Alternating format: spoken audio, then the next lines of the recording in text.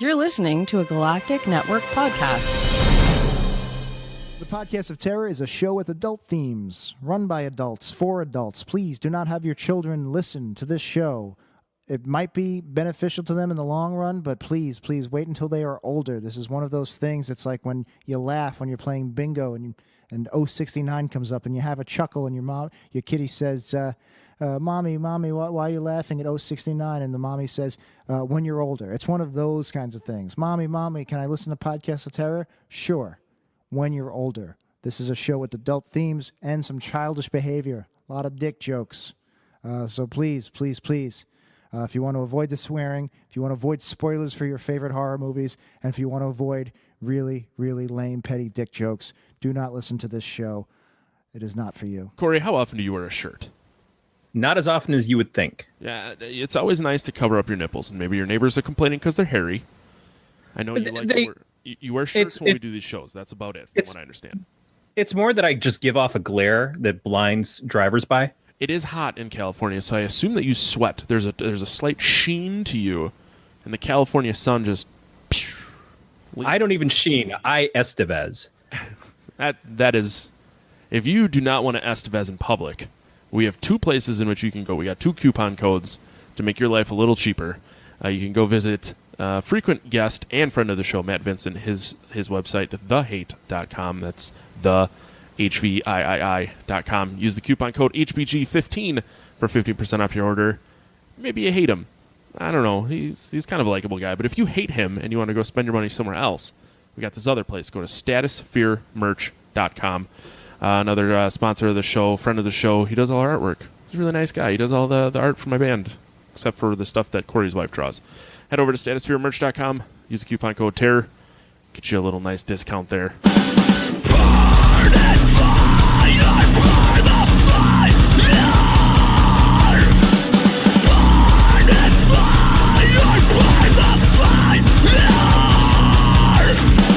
Welcome to episode 118 of the Podcast of Terror, production of the Galactic Network. I already fucked it up. I changed the intro and I fucked it up. So used to saying it one way. We're trying to switch it up so that we don't miss parts. So for more on this podcast, including show notes, contact information, subscription links, go to gncast.com/pot. I'm your host, Matt Stein. With me, as always, is Corey, the old glory hole Scott. I don't know if I'm a glory hole as much as one of those pits you fall into in like Vietnam where there's jagged things poking up at you. But it feels good for me. I mean, could feel worse. You didn't say we're a podcast about all things scary, and I feel like that's in like 100 episodes. You need to get back to that. I like a summation. I like to know when you say Podcast of Terror, it's not as just ripping pieces of paper in half. Shut up. Okay. Fucking terrible dad joke. But I could have gone back to the ripping up assholes. Instead, yep, I lean a little bit to the nice. Yep.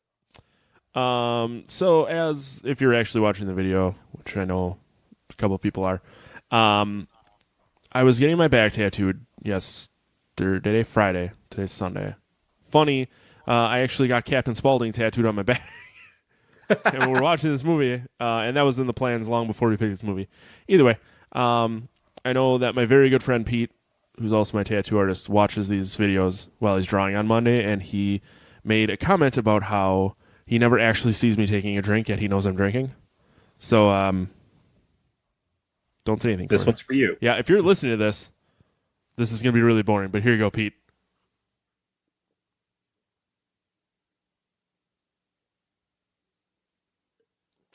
And one gulp. Much to many people's fantasies out in listener land, Matt took it all in one big. It was one big swallow. I'm sort of confused that it sounds so painful for you. It's really cold. It's really cold and carbonated. I'm good now. That's a description of love. That's gonna lead us directly into what you're drinking, because I got a special one for you, Corey. The new one is what you drank. Well, what you drink, what am I about to drink, and then what do I have to drink later? Past, present, and future for English majors. That was Fort George Brewing, City of Dreams. It was a pale ale. Wasn't bad. Matt's about to show you his dangly participle. Yeah, this is you'll like this one. It's from Three Magnets. It's called Ah Geez. Ah, geez. Yep, Rick and Morty reference. And then later, All Fluff. It's a pink can. Some blue writing. Is it a marshmallow beer? I don't know. These are. This is sounds tremendous. Oh, excuse me. This is for my monthly beer subscription. So these are things that I agreed to purchase like a month ago, and they just showed up. Both good and bad. For the alcoholic who doesn't need to get drunk right now. How was did you taste any of the first one or I had 2 cans of it. I drank one yesterday. That's how it was good? It was decent. Which is why all right. When I had another one, I was like, this is something I can drink in one large drink. I'm not a proud man. We don't have a guest this week, too. Should probably point that out. Since it's also kind of back to our natural show because our 3 guests from the last 3 episodes have all been involved in some way or another, usually major ways, with the films that we were watching, and we didn't want to give reviews with the people who were a part of the films there. It just didn't seem right. So we forgone our regular show for those 3 episodes, and now we're back to something that we can piss and shit all over. Oh, well, I mean, you can do what you want to do, but I love this movie. For obvious reasons. You mentioned Captain Spaulding, so if people don't know for sure, we're, of course, doing a movie about the manufacturer of the basketball. Yep. Mr. Spaulding, or Captain, as he made all of his employees call him, hand-stitched a basketball from his mother's backskin. Yep. High School Musical 4. Yep. He made a baseball out of his father's testicles, mostly the scrotum. I don't know what else. He made a volleyball from someone's face.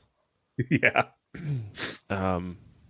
Yeah. We're doing a House of a Thousand Corpses. I was wondering, I'm like, did we even say the name?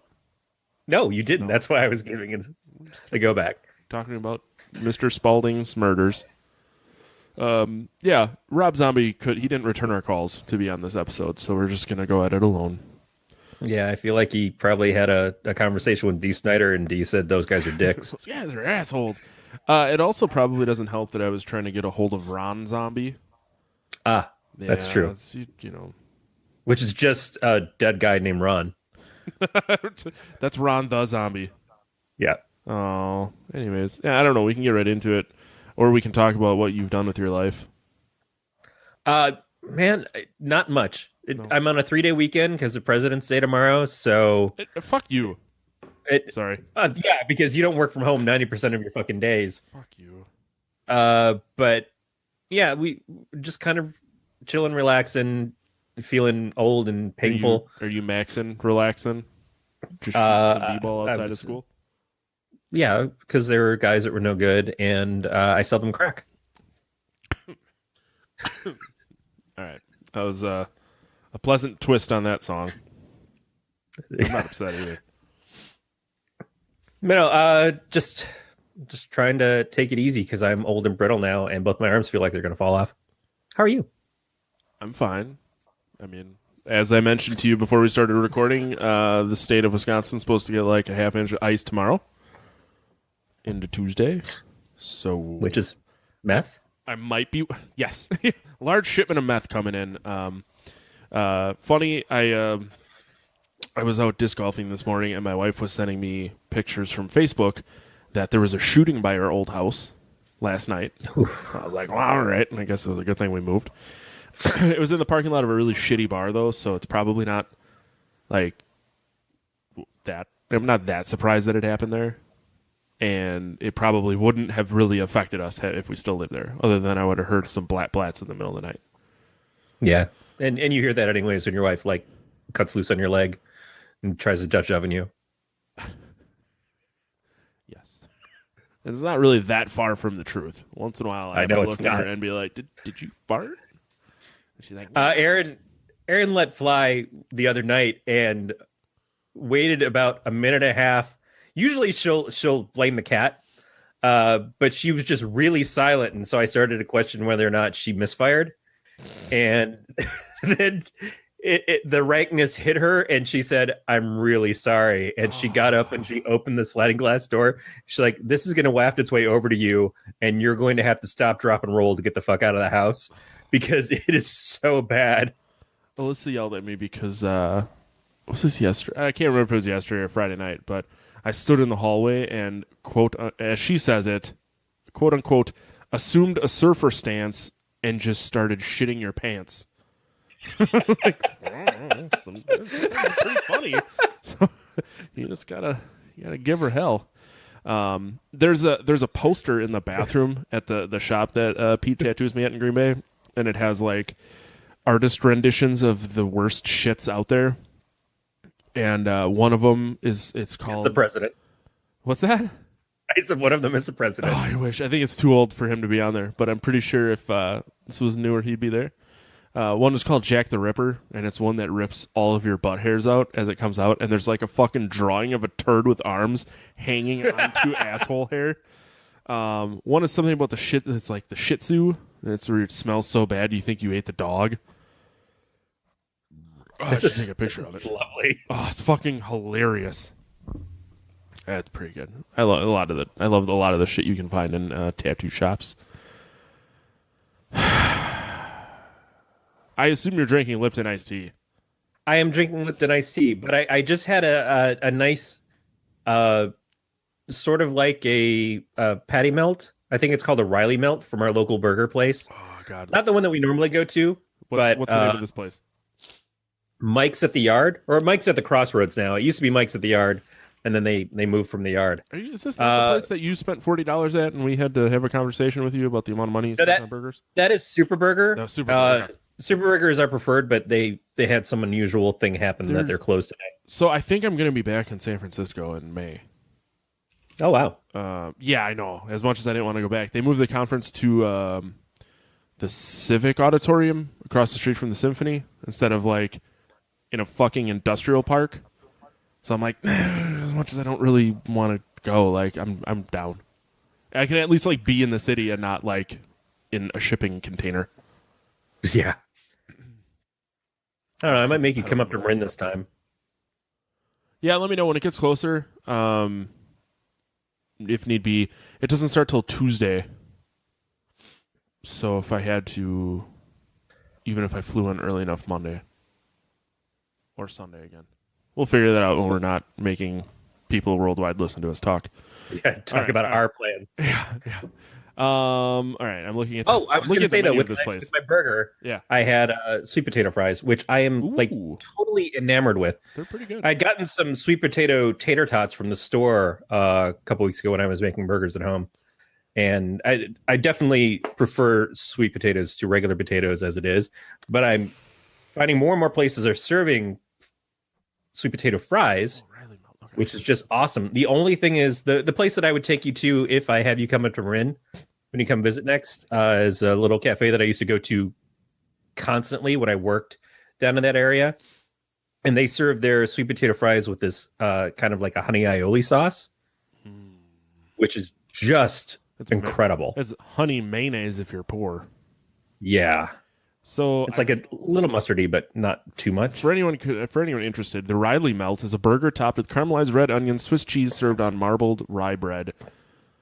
It sounds pretty fucking good. There's a lot of really amazing sounding things on this menu, though.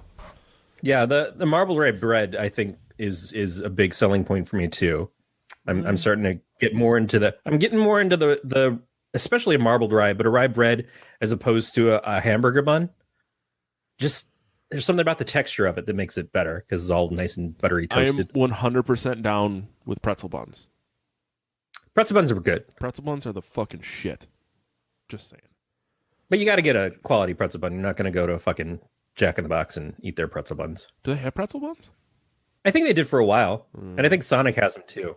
See, two things the closest Sonic is Milwaukee or Madison, so I don't get there much. They took away everything good. Even fucking Chick-fil-A's are down there. My Alyssa was in Oklahoma for work all week, and she texted me when she got there, and she goes, "There's there was a Whataburger in the parking lot. There was like a Target. I think she said there was a White Castle and a Carl's Jr." And I'm like, "Oh, I'm so jealous." But for her, she can eat nothing, so she just went to Target and brought food back. Oh God. Yeah.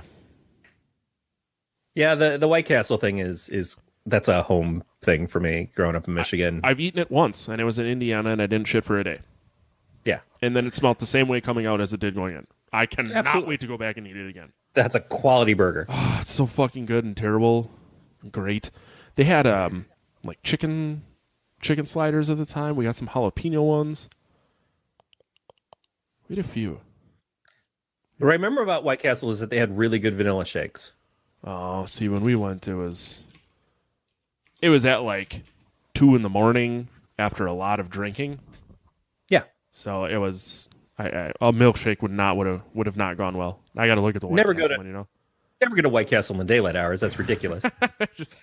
The seafood crab cake slider. Well, that sounds like it's gonna hurt you. They've served breaded clams probably as long as I can remember. Yes, I know. That's exactly right. If you shave it, is it not breaded? No, it's still, it needs some talc. Oh man, I tried really hard to just let that one go, and I couldn't. Oh my God, they have a double cheese slider. Oh my God, Takes they have 3 hours to come out of you. a breakfast waffle slider. Oh, I know I had the Western barbecue grilled chicken slider, and then we had some bacon cheese sliders, jalapeno cheese sliders. Whew. Oof. Oof. The thing about White Castles is that you eat a sack of burgers there, so it's nice that they've added variety, so you can get like one of each. Yeah. And just like see what happens. It's like your stomach is a big fucking 2-liter of Coke, and you're just popping Mentos into it left and right. Yeah, you turn your stomach into a battlefield when you start eating all these things. That's true. Trying to figure out who's coming out first. No one wins. Hello. In this game. My lower intestine is the 9th level of hell. Oh yeah, yeah. No one wins when you start mixing that much garbage. I don't know. Do you want to talk about this movie, or you just want to keep talking about food? No, I feel like, man, if people are really into the fast food talk, we can start another podcast. We could. The podcast of fast food. Yep. I'm not opposed to it. It wouldn't be far away from what we do food. now. No, I love food. Probably get almost as many listeners. Have you had the Taco Bell fries yet? No. They're actually really fucking good. Yeah, I can't imagine that they wouldn't be, because you have to work really hard to fuck up fries. Right. It's all in the seasoning, and they put like what I would assume is just their taco meat seasoning on the fries, and then let you dip them in cheese. What do you eat them with? Cheese. Your mouth. No, I mean your teeth. But you put them in fries are a pairing. Fries go with something, and there's nothing in a Taco Bell menu that I'm like, I want fries with that. I had the one time I went and had them. I got the $5 box. I believe it was a burrito, a taco, or excuse me, a burrito, a Dorito taco, and fries. And then I also got the Bel Grande nachos with fries instead of chips. And those are goddamn good. Now, Taco Bell used to do a Chilito, the chili cheese burrito, which was probably my favorite thing on their menu, but unfortunately it goes away all the time. Yeah. If they did their fries with their chili and did like a Taco Bell chili fry thing, that could almost be a meal replacement there, and certainly an enema replacement. When you started talking about that, the song Let's Get It On started playing in my head. Totally fair. You know what? I could just make these at home. I could go get a bunch of Taco Bell fries because they're cheap as fuck. We are all Taco Bell people. Yeah, pretty much. I'll get like $9 orders of Taco Bell fries, and that should give me about 30 fries, and I'll just dump chili on them and then just shit my brains out for the next 45 minutes. Yeah, I went to one of my local diners, one of the only ones left actually in Petaluma, which is just a bummer. I was trying to decide between going to KFC, which is also an A&W, and getting chili fries there, or going to get a patty melt at the diner. And I went to the diner, and they had just introduced for the month, the special was all these chili things. So they had chili fries, Red Bull chili, chili burger. Red Bull so I got chili. I thought you said Red Bull chili. That probably could work. But no, chili in a bread bowl. And then they had a chili burger. So I got the chili burger, and the chili was really disappointing. So I wound up going to A&W the next day and getting a chili dog, which is still not disappointing chili, but it wasn't as bad as the stuff that was on the burger. It's the one less than stellar meal I've had at that diner, but it just kind of ruins your whole day. I felt sick afterwards. I came home. Oh, it's the worst. You just don't feel good after you eat some food. Yeah, but then 3 hours later, I did Else Nerds. It's probably the right mood for being on Else Nerds. It's just all chili sick inside. That's a good way to describe yourself. I was all chili sick inside. All right, let's talk about this movie. Let's talk about this movie.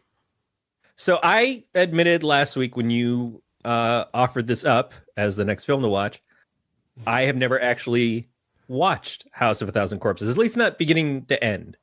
I've seen pieces of it. It certainly was one of those things that I looked at it and I'm like, oh, that seems more than mildly disturbing. Maybe I don't want to rush out and see that.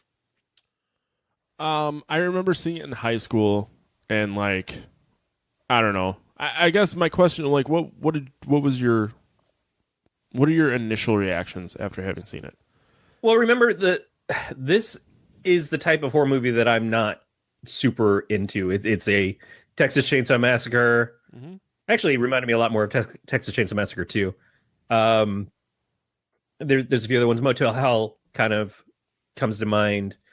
The weird psycho family cannibals, the tunnels underneath the house kind of thing. The torturous aspect of all this stuff is a little too brutal for my normal tastes. And so I was just like, yeah, this is probably not for me. Now that's from a few years ago of seeing bits and pieces of it and then just not watching it. I know that I've seen the follow-up, The Devil's Rejects, but I can't remember much about it except for the end, which the end is just epic. Does that mean we're going to watch it next week because we never picked a movie?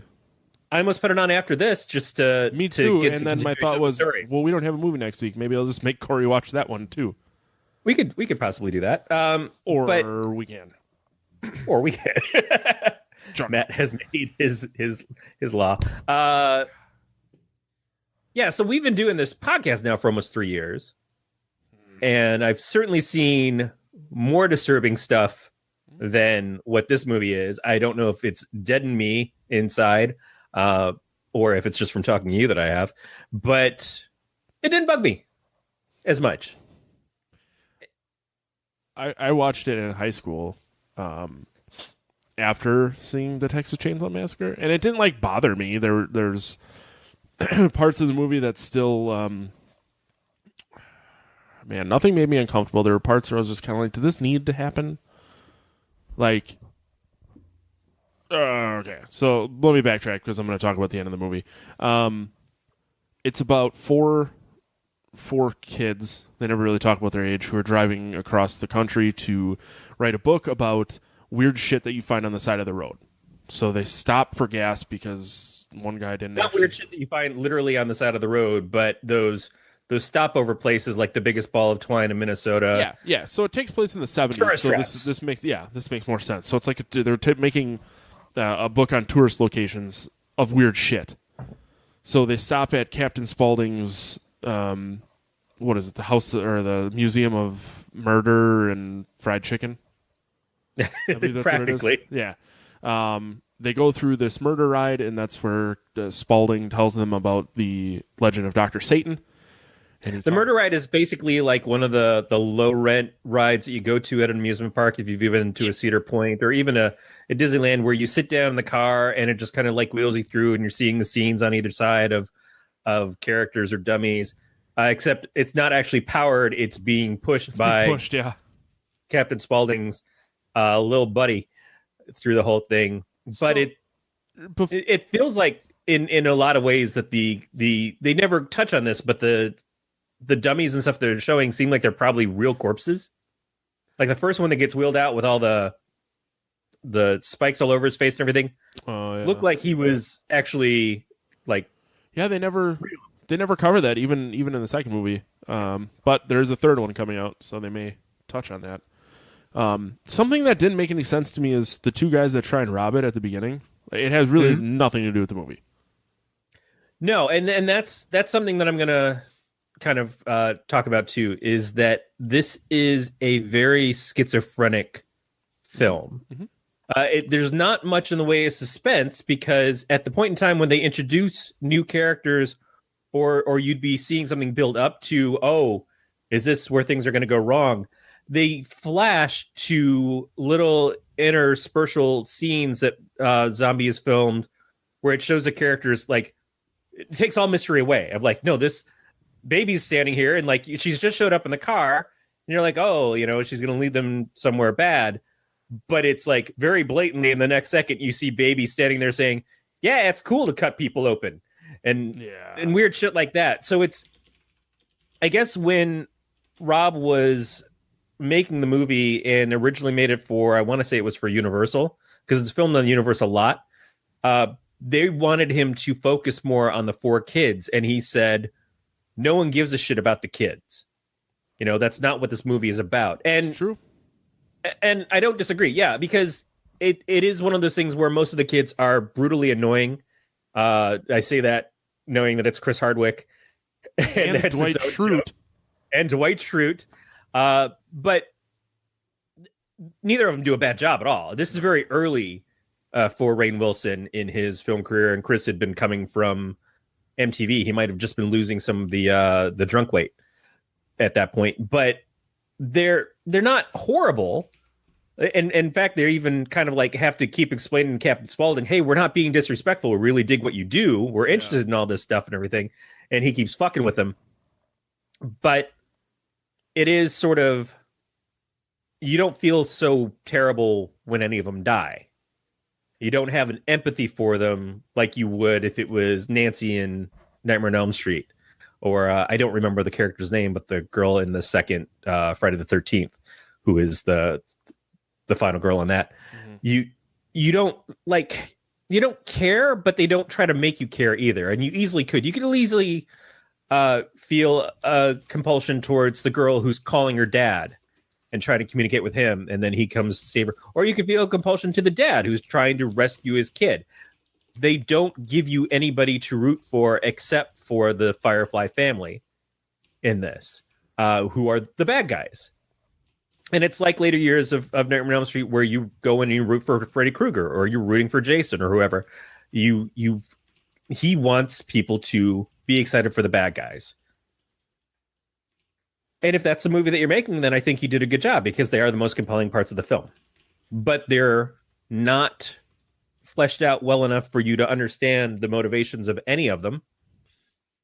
And it's a lot of things that feel tacked on. Like, it doesn't make a lot of sense that one guy is very much the Charles Manson-ish, sitting there spieling out his doctrine of his insane brain. You've got Captain Spaulding, who's the guy who kind of leads people into them, which you find out later. But he's creepy and funny, but he's a great showman. He's a kind of vaudevillian act. You've got the mama and the grandpa, but neither of them are really fleshed out. The mama, played by Karen Black, who was in one of the greatest film shorts of all time in Trilogy of Terror, which we probably should watch at some point, because that third part of it is excellent. She's sort of the sultry grandma-ish, like, I guess she was like 56, so not really even grandma-ish, but she is like a older version of who Sherry Moon Zombie plays as Baby Firefly. They're both a little bit overly flirtatious and trying to compel the young men to pay attention to them and stuff. But none of the characters really get explained. Their motivations are lacking. Their methods change. They go from being cultish at some points to just out and out murderous to experimental to when you see Dr. Satan at the end. Dr. Satan looks completely different from anything you've seen up to that, except for some of the interspersed things. And the dad, who is his assistant, like, it just changes the aspects. It goes from you're in this cannibal family home to now you're down in the sewers and there's actual zombies. Yeah, I mean, there are bits and pieces that made sense. Parts that kind of annoyed the shit out of me is like, why is Dr. Satan hooked up to some like elaborate like rig system? I know that they had talked about that he what he had done was try to do experiments on mentally handicapped people to make like some super race.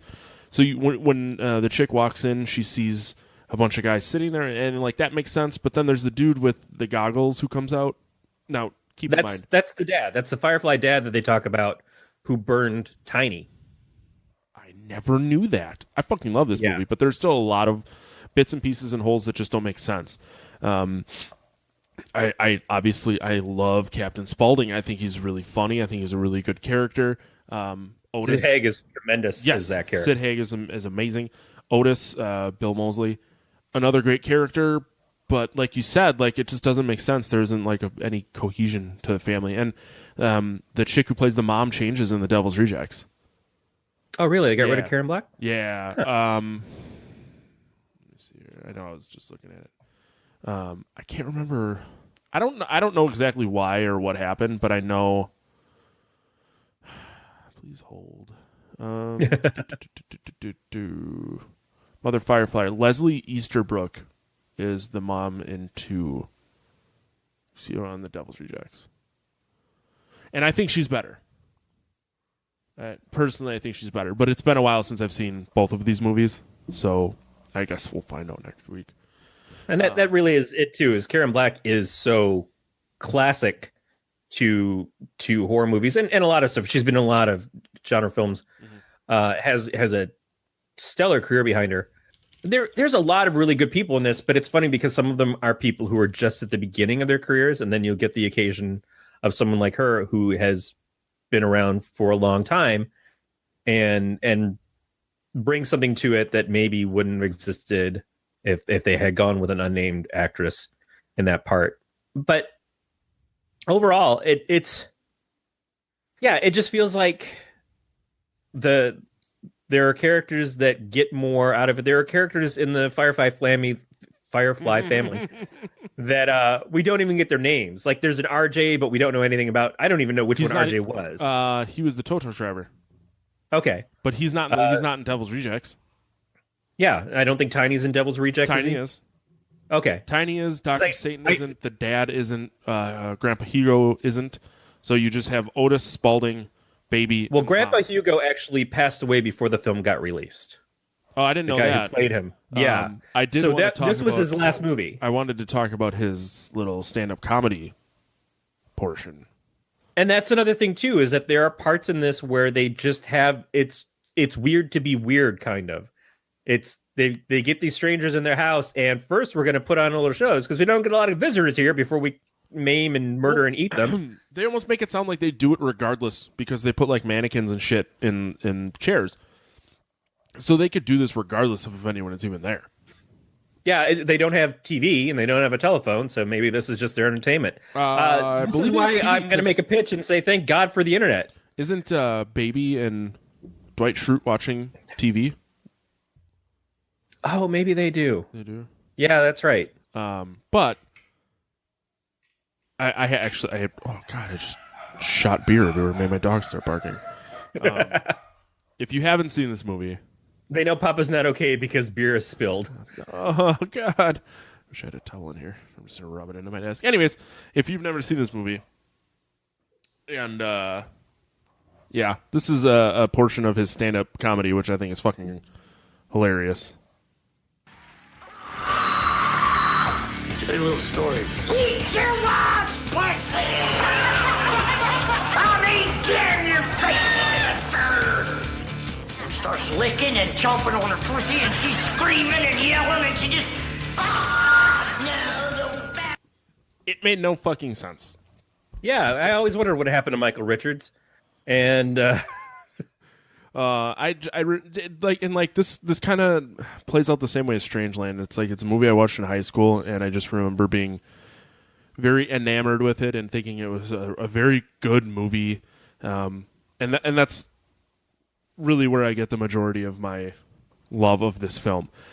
Now that I watch it does feel like more objectively and not like, oh, I'm 17 and I'm watching this Rob Zombie movie. It was like, it came out in like a dozen theaters. I think it was rated NC-17 in most. And now looking back, that's part of it this too. isn't even that bad.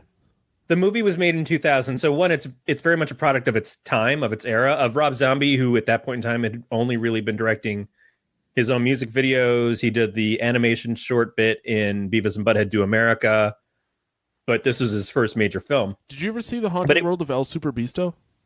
No. It's actually I pretty remember good. it's on the DVD, but yeah, it's pretty good.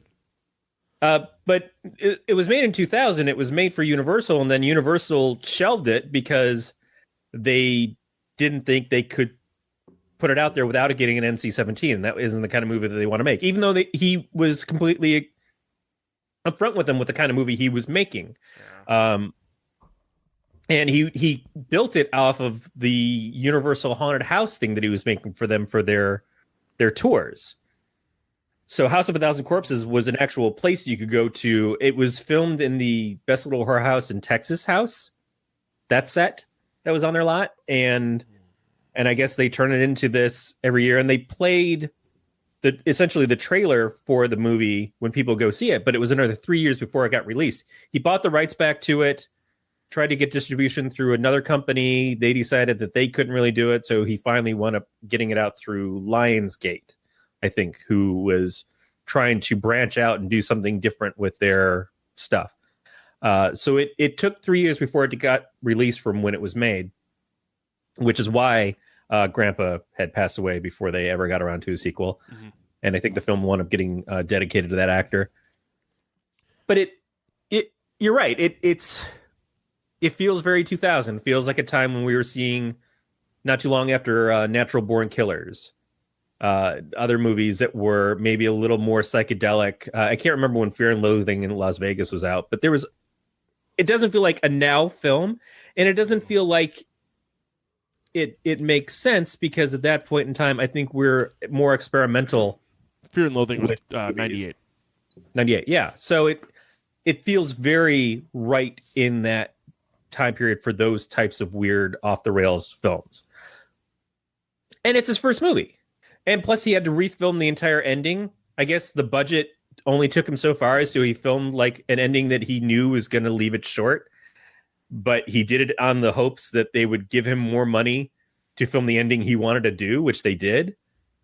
So the budget not quite doubled, I guess, but got quite a bit more, so he could redo the ending as a more established thing. And maybe if he'd had that budget all along, some of the stuff with Dr. Satan and the things downstairs would have made more sense or been more integrated in the rest of the movie. And some of the stuff he filmed later on was done in his basement. Like I think a lot of the interstitial stuff, which is all great. It's still a huge accomplishment. But it's not something that you should watch expecting you're going to get a beginning, middle, and end that all kind of goes together. It's not terrible. Like, you get the full journey for these four kids, but you don't know the whys or the hows as much. But it is still very full. It's a very robust movie with a lot of other things, and all that background stuff does make it feel more. It's like extra ingredients that give that little bit of oomph here and there. The stuff with the cheerleaders and you see the like missing girl, found dog's head signs and stuff like that in the phone booth when the girl is calling her dad the first time. All the stuff with the missing cheerleaders and how they come back later on. The dead body when they find it in the trunk later, and it kind of like leads them to going and find this family. But the stuff with the cops showing up and them just getting rid of them seems very cut and dry. It's like, oh, we showed up and we're gonna go check and see what's going on, and then just immediately like they're gone. Except for the longest anticipation ever of someone getting shot in the head. I love that. To this day, I think that is a fucking amazing. And I want to point out, so I just finally found the guy's name too. Walton Goggins plays that cop. Yes, I was super excited to see him in this. Also in Vice Principals with Danny McBride, which is a TV show that I think is fucking great. I'm a big fan of his from both The Shield and Justified. Oh, apparently he was on Sons of Anarchy too. He's done a lot. Yeah, But he yeah, plays a transgendered character, I think, in Sons of. I haven't seen the show, but I don't watch it either. But the fact that it's like it really does a great job of like building tension, because it's like you know what's going to happen, but it just takes so long to happen that when it finally does happen, it's startling. Right. Yeah, because I'm sitting there and I'm waiting, and the sound has stopped. And so you're just waiting for it to happen. And the longer it takes, the more you're like, is there going to be a noise? There's not going to be a noise. And then when finally the pop happens, it makes you jump a little bit. Oh, shit. Fucking Wii Studios is saying that Walton Goggins popped up in the first Bourne Identity, too. It did, yeah. I actually just found that. I'm a big fan of Walton Goggins because he's consistently good in everything. And he does get to play some more experimental parts, or at least he'll pick up things. He was in the Predators movie, or one of those movies, and he was great in that. Topher Grace was actually really weirdly good in that too. But yeah, I feel like the faults in this movie are sort of what gives it its charms at the same time. The things of like, nobody should do that. Nobody would make those kinds of mistakes. So Rob Zombie himself is not really proud of this film. He's like, yeah, it's really fucked up because for some reason a lot of people seem to like it now, but it's a stupid movie. Like, yeah, but all those things that are wrong just feel so right in what this film is. I think it feels like it's a great accomplishment of what it was trying to be. I think this one is far better than Lords of Salem, which he's probably more proud of.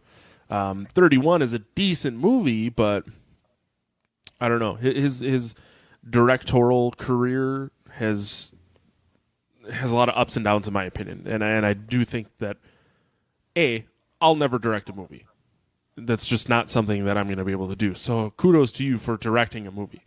And for a first one, I think it's a pretty good movie. I mean, Devil's Rejects is a far better, but it's still, you have to have a start to that story. If you just made the Devil's Rejects, it wouldn't make sense without House of a Thousand Corpses. Yeah.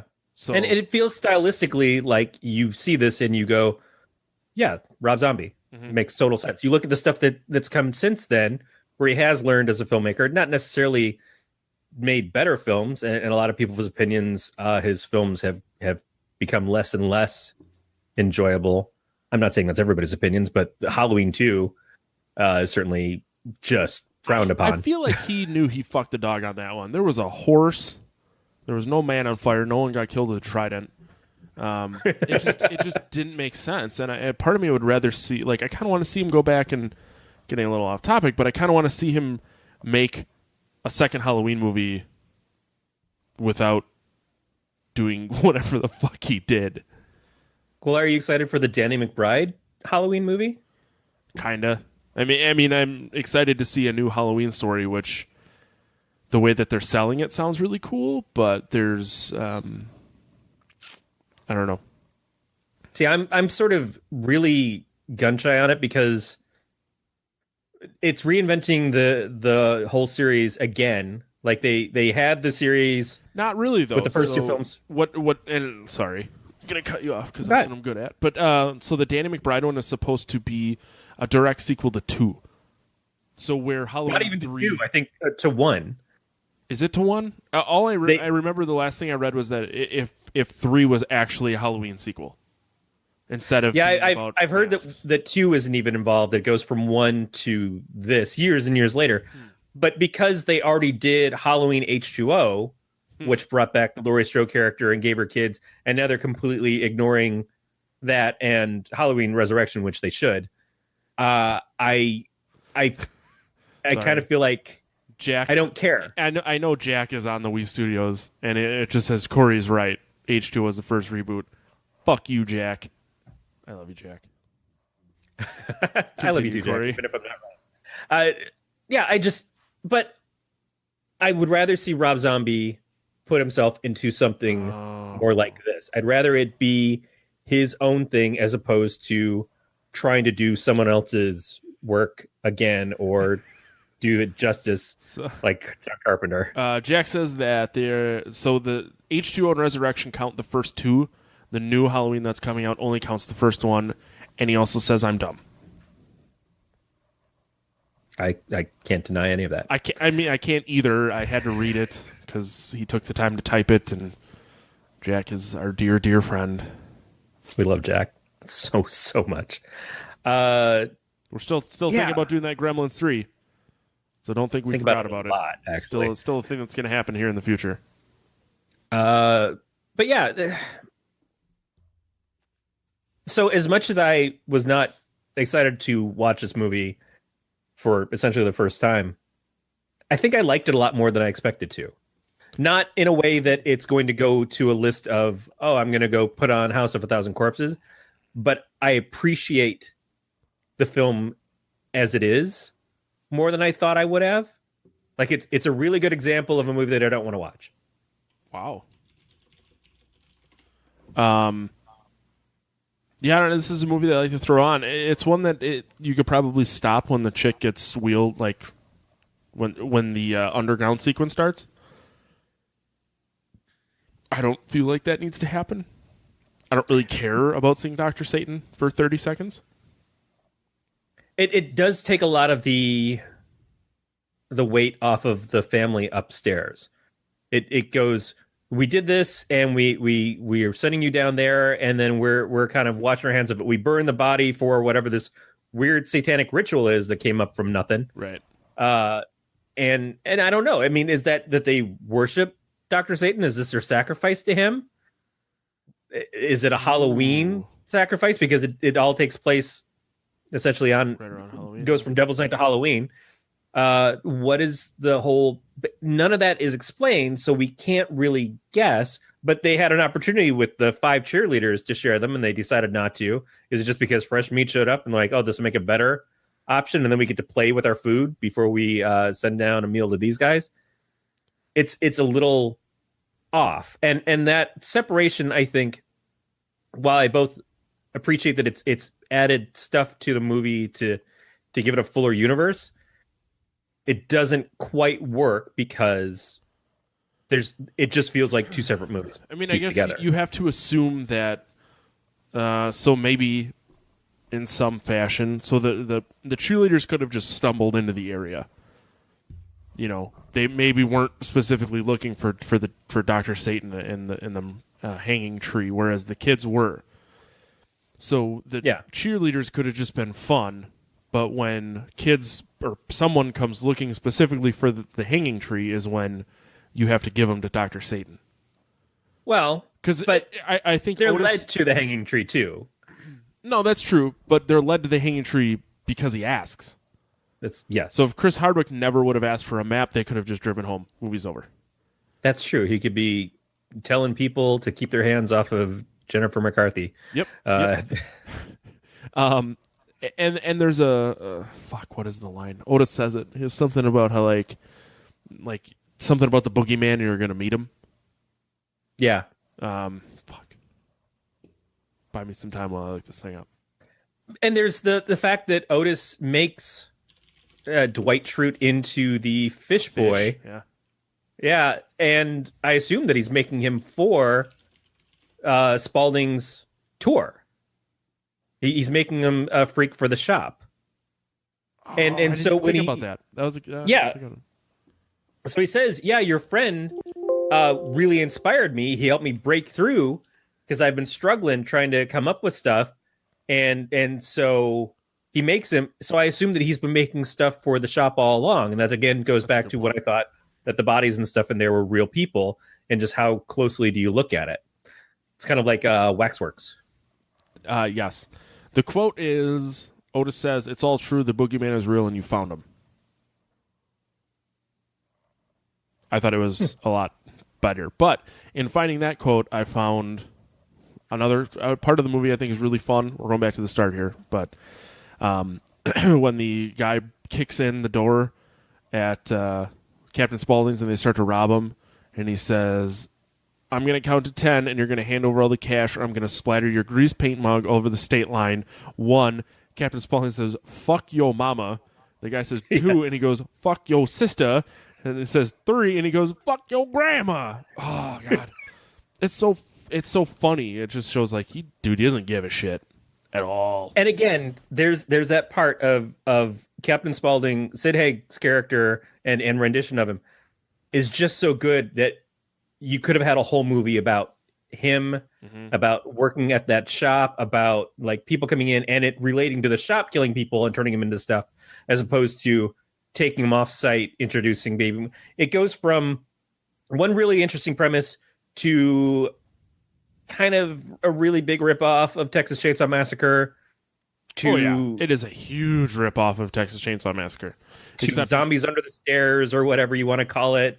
Yep. The only difference is instead of one killer, you have a whole family. Yeah. Well, Texas Chainsaw Massacre had a whole family as well. But you see Baby stab someone, you see Otis kill someone, you see Spaulding kill someone. Tiny is obviously the nice one out of the group where he lets the chick go. Yeah, he tries to feed her cereal. Agatha Christie's, which was one of my favorite things in this. Just what a great throwaway to make this cereal called that. Agatha Christie's.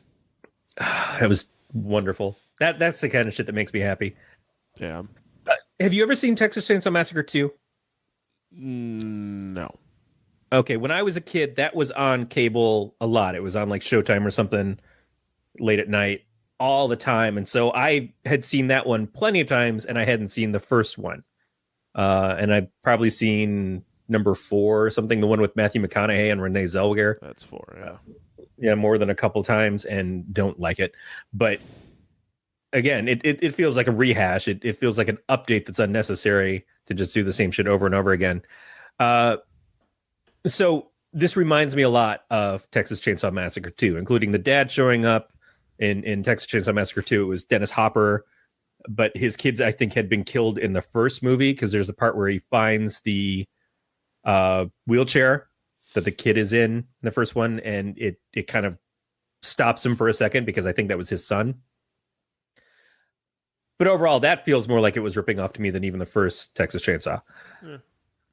Either way. But yeah, it's a lot of different stuff that doesn't quite mesh well together, but has such stellar bits and pieces and such great performances from certain people. And it makes sense that those are the people that I remember in the next movie.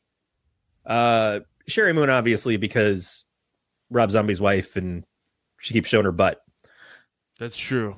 But they're gross, like weird level 3 vegans. Yeah. Eat fucking meat, all right, kids? I guess if you made a lot of stuff about people eating other people, you might be a little turned off. Yeah. I've watched a lot of stuff about people eating other people, and it doesn't stop me. It just makes you hungry. That's true. I am getting kind of hungry. It's like, where's my Alton Brown show about this? A couple other things about this movie I would like to point out. So when my dogs won't stop barking, I like to yell, "Shut your mouth!" And then when they don't stop, I said, "Shut your fucking mouth," which is a quote from this movie. When I was, or your dad. Whoa. Your favorite bedtime story. What? Yeah, it's my favorite bedtime story. Shut your mouth. Oh God. Whatever. We don't need to get into that. Are you gonna go to sleep, or am I gonna have to come in there? Wow, I'm tired. When I was 19, I think I was 19, I was playing in a band that wasn't very good. We played a Halloween show, and my grandma hand stitched me a Captain Spaulding costume. Nice. She even made the fucking hat out of an oatmeal container. Yep. Did not get the skull on the bow tie. Like, she was really bummed about not being able to do the skull on the bow tie. But I love that dedication. My grandmother was a dedicated costume maker too. Yep. Well, but I didn't have the weird shit to draw from that you did. Well, I took like a Captain Spaulding action figure over there, and I'm like, "Can you make this?" She's like, "Yeah, sure." Like, no questions asked. Like, she was a sweet, sweet woman.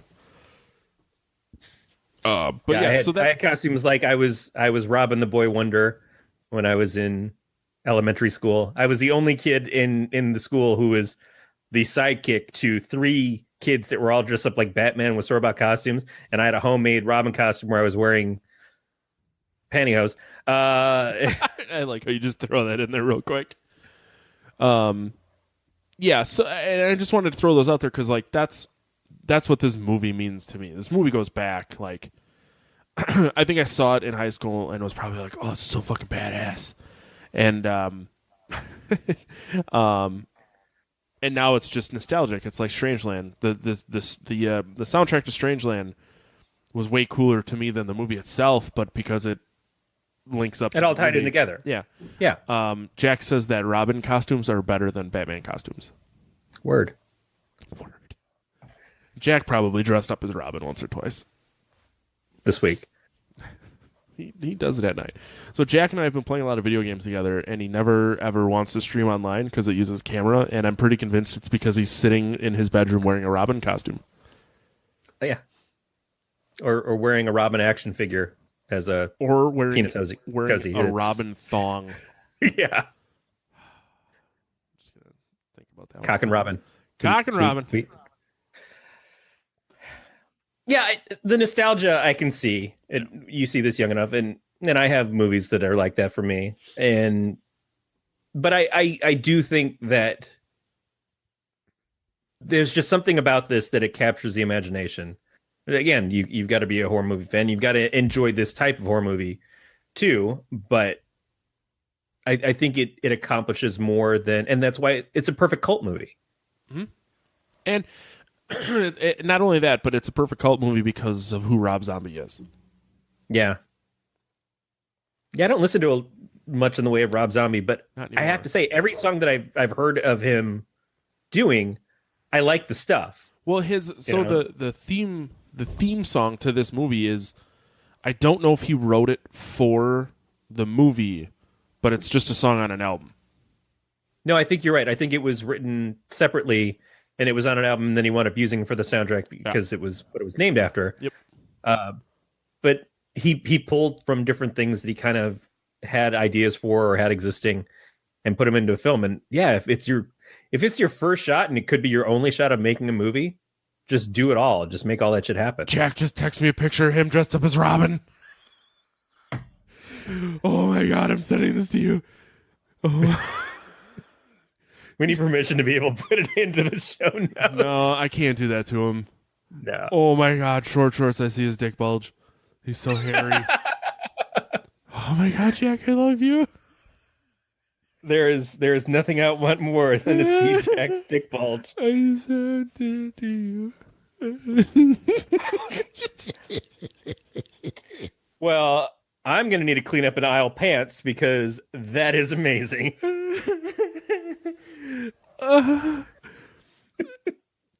So, Jack, how old were you at this time? I was about to give you something.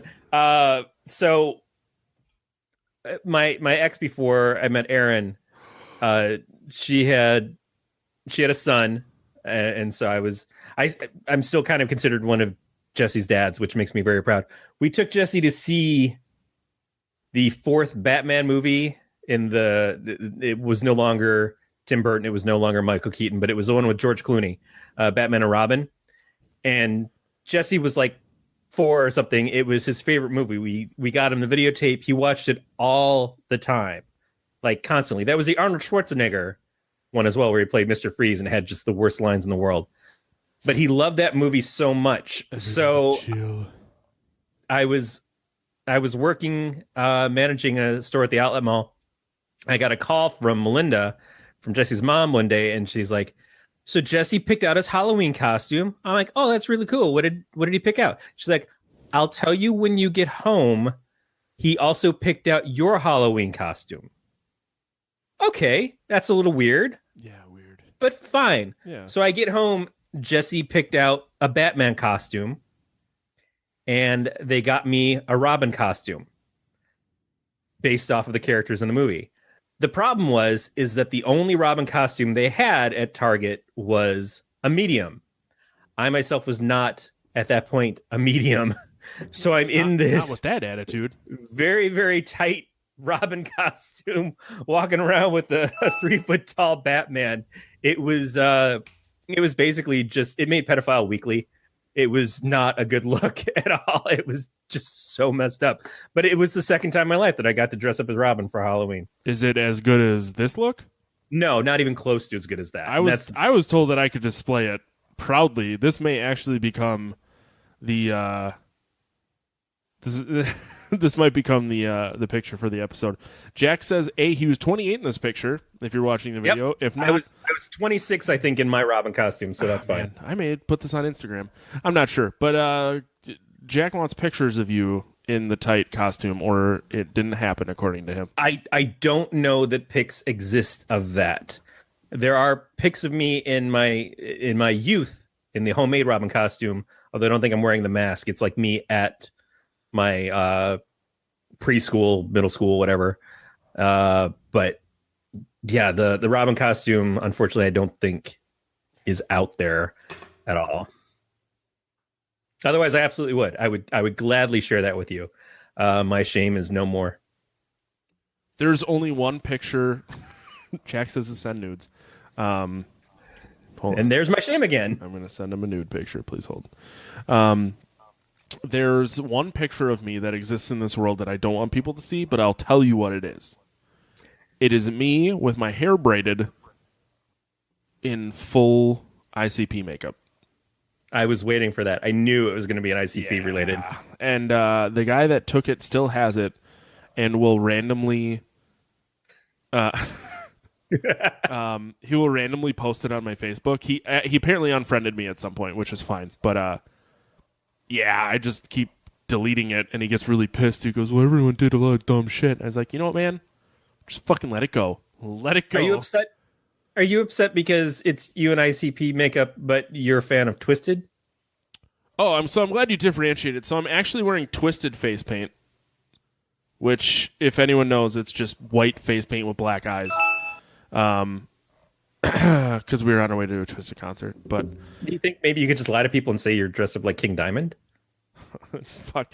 So I saw fun fact. I saw King Diamond at the only show he's ever played without makeup on. Oh wow! Yep, it was in Milwaukee. He actually had pink eye. It was either pink eye or some sort of infection in his eye. Yep. And it was just a terrible concert because it's fucking King Diamond. That can't even happen with Kiss, because Kiss has always worn makeup. No, they didn't.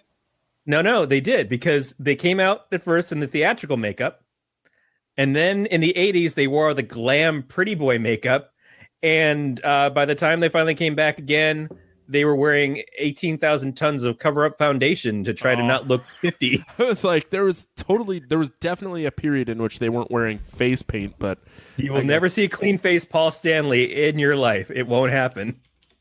They will have to scrape up that dry wood and respackle the floor to make his face look human again. Oh my God, he is. That's a lot of foundation. Never mind. I googled Paul Stanley clean face and pictures of Dee Snider started popping up. That's how you know it's he doesn't look that far off of Dee Snider. No. Is this him? There's a picture of him in like grade school. It's like he smelt someone's fart. Huh. Sorry, this is awesome podcasting when I'm just looking at pictures of Paul Stanley. Where are we in this? Do you have much else to say about the movie? It's fucking great. Everyone go see it. Yeah, go see it on TV somewhere. Through our Amazon. I've never seen it showing on TV, to be honest. But yeah, as you said, you can go see it on Amazon, and you can use our Amazon affiliate link, Podcast Terror, at Amazon.podcastofterror.com. I'm doing that thing that Jack can never do right, is say it in the correct order. He's gotten into my head. Sends me super sexy pictures of him dressed as Robin. I just don't know how to function anymore. Yeah, that should become our first Patreon pledge, is like send us $5 a month, see Jack dressed as Robin. And I don't mean a photo. I mean we'll have a camera in Jack's room. It's just posted on him at all times, and it's just him dressed as Robin, just standing there. And every once in a while you'll hear a which we used to use here. The Bat Cave. Jack, I will pay you, I don't know, $1 million a couple pesos. $100. I will fly you here, and I will give you $100 if you dress up as Robin and just randomly like jump into my bedroom and do this to me and do your little fist thing and say something dumb. I don't care what you say. Just say something dumb. Now we're gonna wait 45 seconds for him to respond in the chat. Basically, Matt just promised the price of 50 hand jobs for Jack to show up in his bedroom and fist him. Jack said he was peeing and missed the first half of that, so I have to repeat it. Jack, I will pay your airfare to come visit me. And I'll give you $100. I will get you drunk as fuck too, but I want you to dress up like Robin, and over the course of a weekend, just randomly jump into the room and do your little fist thing, and then like say dumb shit at me. Now we gotta wait again. He says he keeps his Robin costume on hand just in case.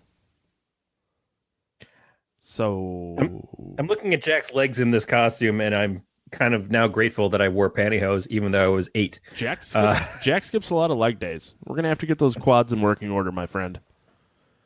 Maybe some creamy. I'm gonna shave you. I'm gonna shave you like a wildebeest. No, Jack. Really making him earn that $100. Jack asked if Wisconsin hillbillies will beat him up. No, because A, I have no neighbors, and B, I would defend your honor. I'm bigger than most assholes around here. God damn it. He's my bitch. You have him follow you around the yard, holding on to your pocket that's like pulled out. Yeah, I'm just gonna trip him. Is that why my leg is pulled out, or am I just like showing thought? No, it's a prison thing. Go on. You pull your pocket inside out, and then he can hold it. Yeah, Jack, we'll go to bars. I'll pull my pocket out. You can hold it so everyone knows that you're my property. But I think I killed Corey. You can drop the soap in my house, though. That's okay. I really love you. I love you both so much right now. We're equal opportunity. You can drop the soap. I won't come up behind you, and I won't half-baked you. I don't remember the name of that. Something about jungle fur. So, House of Thousand Corpses. You want to rate this? Yeah, you can start. Okay.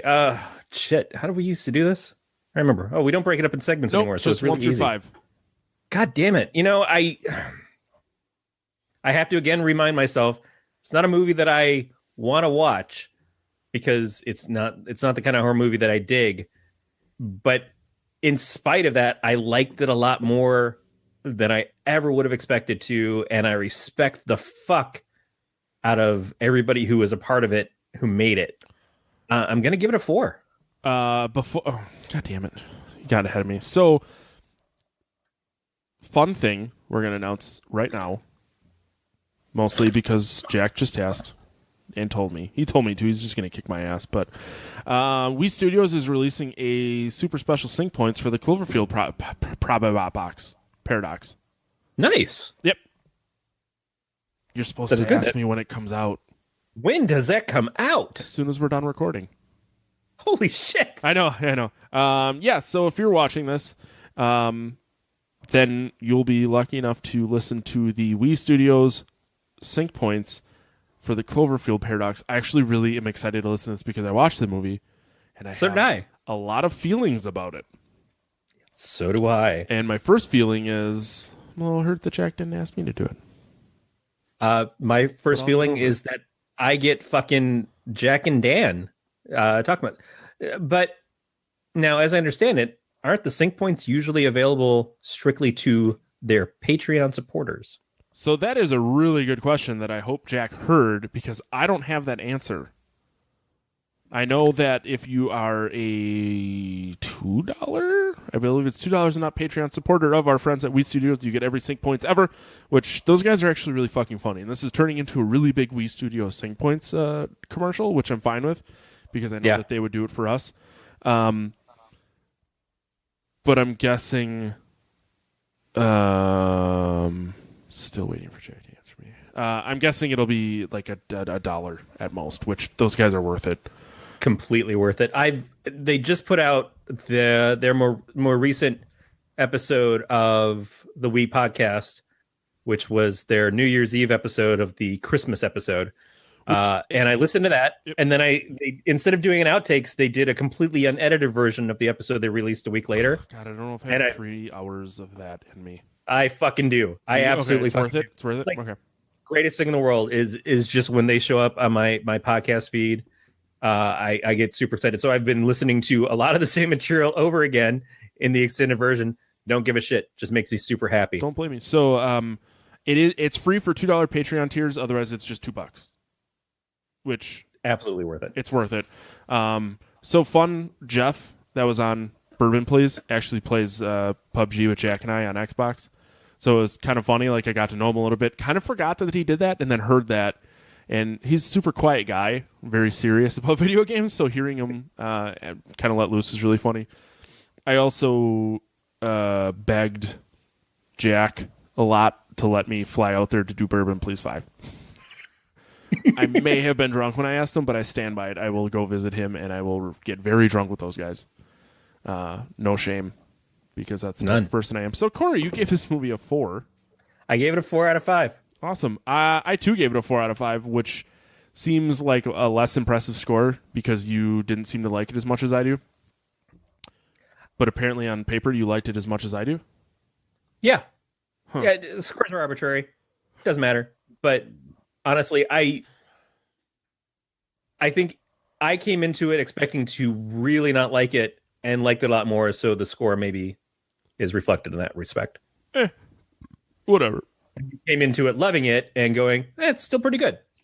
Yeah, I mean, there was a lot of parts of this movie that I didn't really care for, which I still don't care for, and I kind of just wonder why they exist and why they're part of the movie, but that's whatever. You know, it is what it is. If you were going to pick a section, the Captain Spaulding ride, the Firefly family, or the Dr. Satan underground, if you were going to pick one of those sections of the movie to make it what you would prefer the movie to be solely about, which one would it be?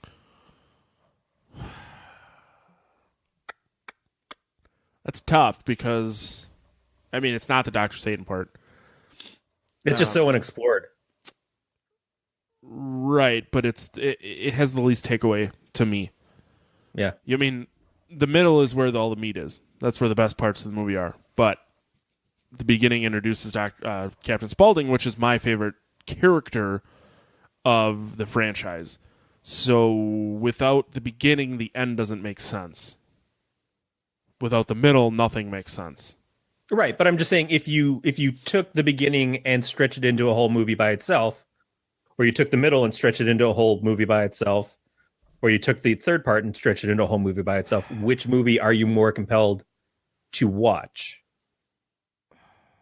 A Captain Spaulding movie, at this point, Firefly family movie, or a Dr. Satan movie? At this point in my life, or before I had seen this movie?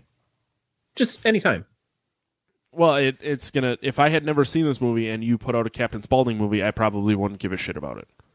If I had seen this movie and you put out a Captain Spaulding backstory, then I would obviously go see that. So, you know, if I never saw this movie and they put out a Firefly movie, I may see it. You know what I mean? So that's why it depends on if this movie was still released and you're putting out, you know, a backstory on the Firefly family or Spaulding. Well, the Firefly family movie it's the Manson murders.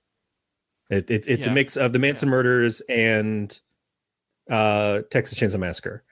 The Captain Spaulding is the amusement park kind of horror movie, you know, which is a Waxworks, I don't know how many other ones I can think of that are like that, but that kind of thing. You go into a place and the ride's trying to kill you, or you're being murdered and chased around through extraordinary theme park kind of layout stuff.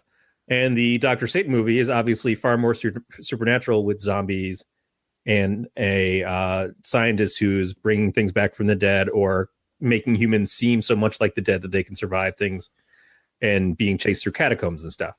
So they've all got interesting settings and they've all got interesting premises. And if you just stretch it out and you took the connection of the things from away from them, so that Captain Spaulding doesn't relate to the Fireflies or to Dr. Satan or whatever, or Dr. Satan is just a background noise description in that movie. Yeah, I think that's the thing, is they could all work pretty well. The one that's probably least compelling to me is actually the family, because that's the part that I'm just not super interested in. But it makes, man, and no, it makes sense in this. No, I'm going off of memory, but it kind of, they integrate the two in the Devil's Rejects. Right. And that's the whole thing too, is that part is definitely where the Devil's Rejects flows from. Yeah. So if he does a part 3, but it's not about that family, who all supposedly die at the end of part 2 anyway. Spoilers for that. But he did part 3 was about Dr. Satan. You know, that's the question, is because there's still a whole other aspect of that can be explored.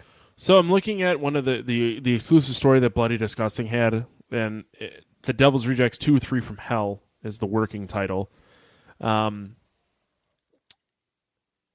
It doesn't say that Sid Haig, Bill Moseley, and Sherry Moon are in the movie, but they're speculating that the title 3 from Hell gives it a supernatural U-turn, and that they're not really dead. Yeah, that makes sense. But it's supposed to start shooting next month, like as in March. So I don't know. I almost want like a backstory. Like, give me a prequel, a House of 1,000 Corpses prequel, like a House of 5 Corpses, where they're just getting. I would walk 500 corpses.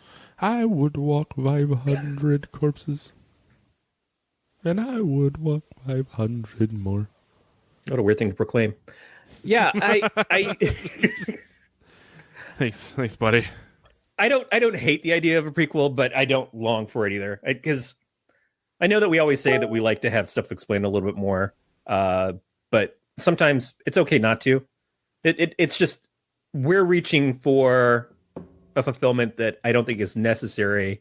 It's just that we get hungry for the background. We want to kind of know more about the mythos, but do we need it? No. Something else I just thought of that was kind of funny. We should filibuster Wii Studios, because they're not going to release the Paradox, the Cloverfield Paradox sync points until we stop. So if we never stop, you make it seem like I don't want this in my ear holes right now. And oh no, I'm trying to think of like how I can watch it, which I may just do this at work tomorrow. Yeah. Assuming I go, I don't know, it's supposed to fucking ice over the entire state, but we're not sure what time. Whereas I don't work tomorrow, so I can just sit and listen to it sans pants. Are you a government place? No. Jack says if we do that, we'll rob them of $2 to $14.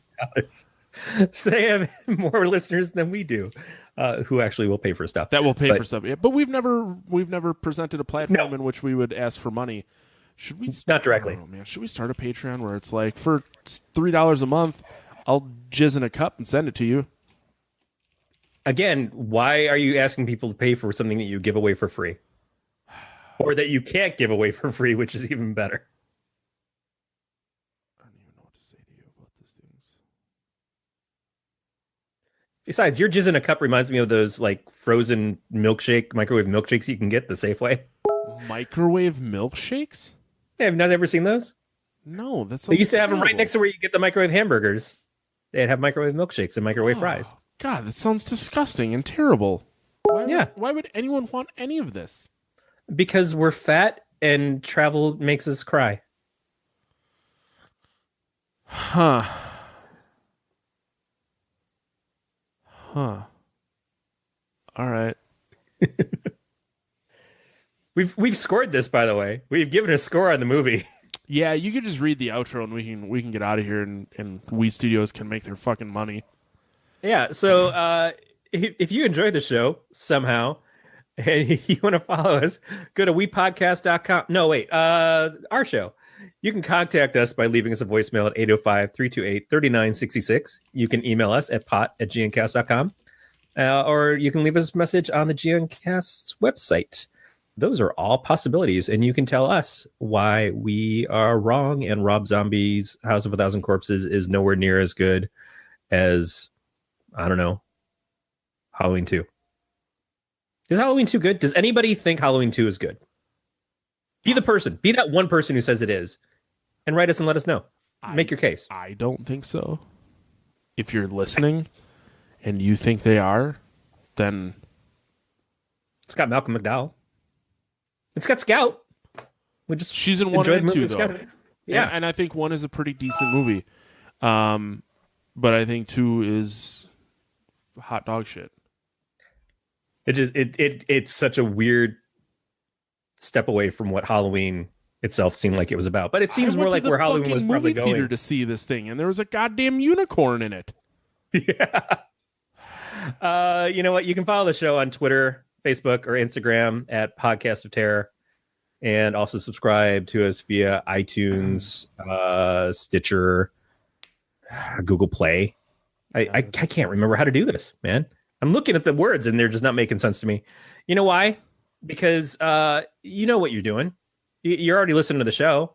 If you didn't find us from one of those places, you found us on YouTube or something, or you're stalking us. You're just outside Matt's window right now. I can see the head behind you. Damn it! That's I can't tell if there's someone out there. So, real quick, my wife was gone last week, as I mentioned, and at one point I was laying in bed with my dogs, and I heard like what sounded like a door closing in the house, and I had like one of the dogs was on my chest, and I thought to myself, I'm like, well, I guess if there's someone in the house, I'm getting murdered because I'm not getting up. Yeah, and I just made peace with my life. I'm too lazy to defend myself. Too lazy to get out of bed from underneath a dog. I have guns in this house. So it's not like I couldn't defend myself. I just chose not to because I'm lazy. Death by apathy. Yep. I don't know where you were. Sorry. I don't know. You know, all subscription options and links can be found at gncast.com/subscribe. You can join our Facebook group. If you want to review us, we appreciate that. You can go to iTunes if you hate yourself. We gave you a very simple thing. You can check out the podcatcher.com's reviewing system, which is still pretty new and I think still in beta, but we'll give you a short URL. You can go to bit.ly/PoT and give us a score there. And you don't even have to install some third-party bullshit from Apple that even Apple users don't want to fucking install because it's crap. Calm it down, Corey. You can do it through a fucking browser. It doesn't have to be Chrome. It could be Safari if you want to go about it that way. But we'd appreciate it. This is an old man shaking his fist at a cloud right now.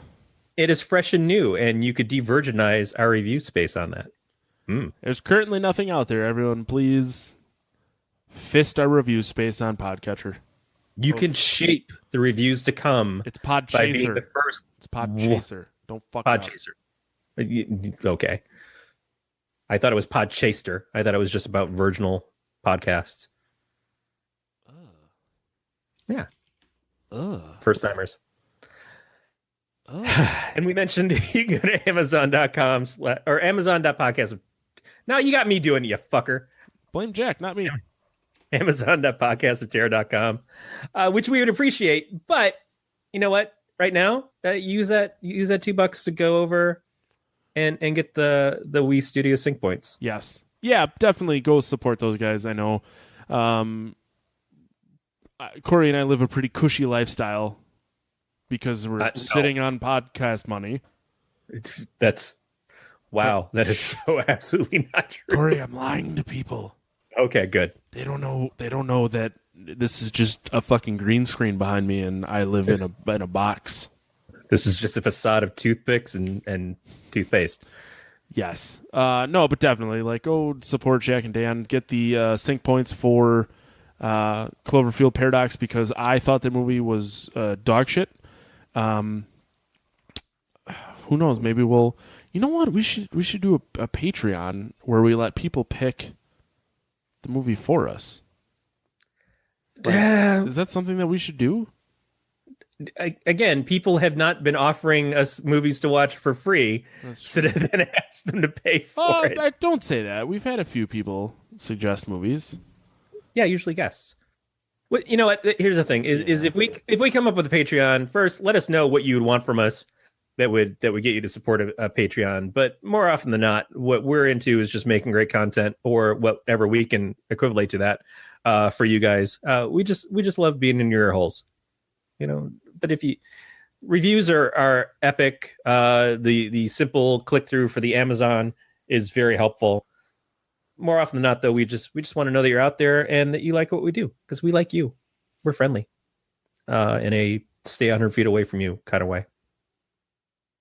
Matt, where can people find you online? You can find me on Twitter, Instagram, and Untapped at Matt the Lifeguard.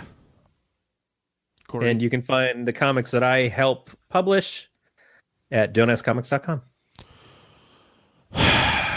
Awesome. That's going to do it for another episode of the Podcast of Terror. As mentioned, I guess next week we're going to watch The Devil's Rejects. Yeah, why not? Might as well. Let's do this. Let's eat through the franchise. Yep, I can get behind that. So yeah, that's going to do it for another episode of the Podcast of Terror. Thanks everyone for listening. We will talk to you guys next week. Stay Jack, everybody.